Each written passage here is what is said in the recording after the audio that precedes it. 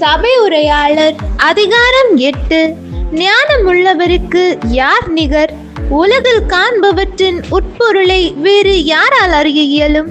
ஞானம் ஒருவன் முகத்தை ஒளிமயமாக்கும், அதிலுள்ள கடுகடுப்பை நீக்கும். அரசனுக்கு அடங்கி நட. கடவுளின் பெயரால் நீ ஆணையிட்டு கூறியபடி அரசனுக்கு அடங்கி நட. அரசன் தான் விரும்புகிறபடியெல்லாம் செய்பவன்.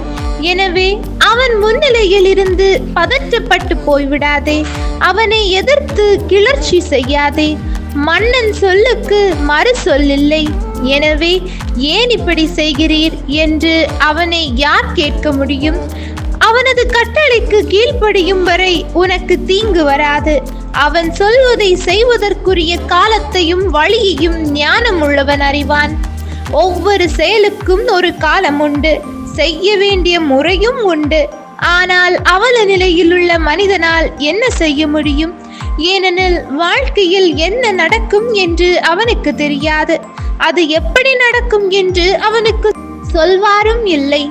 காற்றை அடக்க எவனாலும் இயலாது. அதுபோல தன் சாவு நாளை தள்ளி போடவும் எவனாலும் இயலாது. சாவனும் போரு நின்று நம்மால் விலக முடியாது. பணம் கொடுத்தும் தப்ப முடியாது. நல்லாரும் பொல்லாரும் உலகில் செய்யப்படும் செயல்கள் அனைத்தையும் பற்றி சிந்தனை செய்தபோது இவற்றையெல்லாம் கண்டேன். ஒருவன் மேல் ஒருவன் அதிகாரம் செலுத்துவதால் துன்பம் விளைகிறது. பொல்லார் மாண்டபின் அடக்கம் செய்யப்படுகின்றனர். அடக்கம் செய்தவர்கள் கல்லறை தோட்டத்திலிருந்து வீடு திரும்பி அந்த பொல்லார் தீச்செயல் புரிந்த ஊரிலேயே அவர்களை பாராட்டி பேசுகிறார்கள். எல்லாம் வீணான செயலே. மக்கள் தீமை செய்ய துணிவதேன்? தீமை செய்வோருக்கு விரைவிலேயே தண்டனை அளிக்காததுதான் இதற்கு காரணம். பாவி 100 முறை தீமை செய்து நெடுங்காலம் வாழ்ந்தாலும் கடவுளுக்கு அஞ்சி நடப்பவர்களே நலமுடன் வாழ்வார்கள் என்பதை நான் அறிவேன்.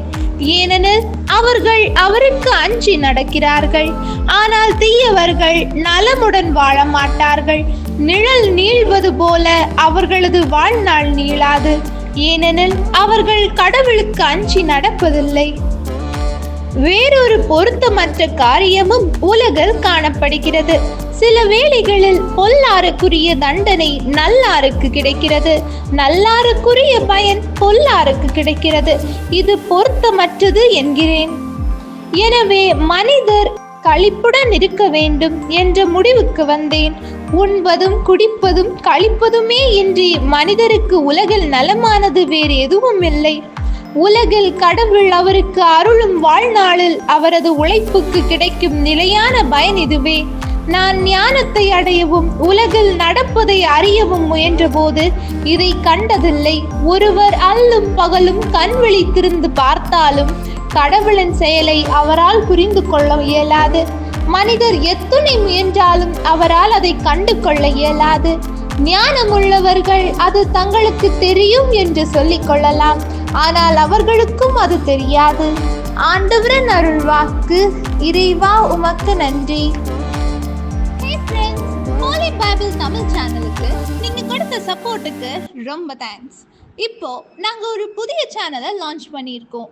பெயர் அறம் செய். அதில் நாங்கள் அறம் புக்ஸும் அதன் மீனிங்கும் சிம்பிளாகவும் ஃபன்னாகவும் ஷேர் பண்ண போகிறோம். அந்த லிங்க் ஐ பட்டனில் இருக்குது.